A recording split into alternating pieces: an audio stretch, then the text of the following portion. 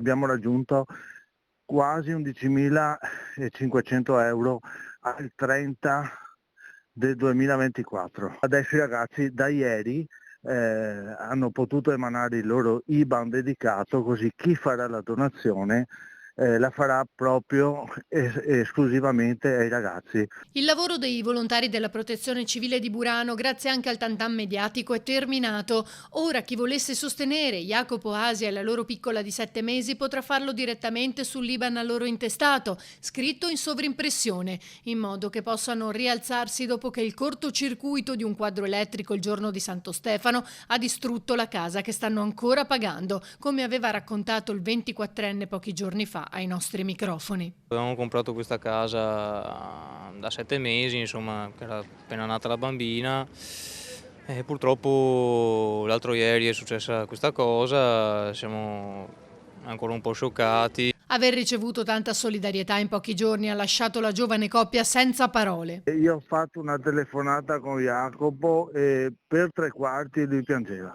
e sentivo anche la moglie che piangeva.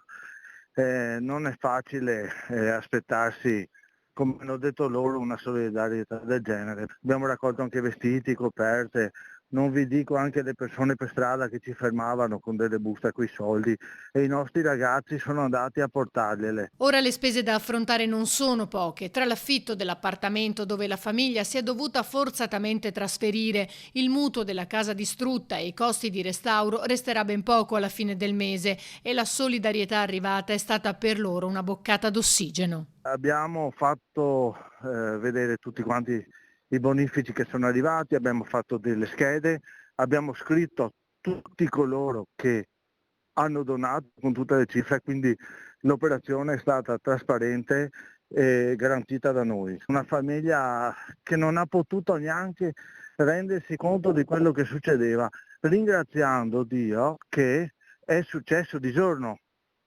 E allora sono potuti uscire da casa. Se succedeva di notte, che loro hanno le camere sopra, non so come sarebbe andata a finire, perché col discorso dei pannelli di legno il fuoco si è propagato in maniera velocissima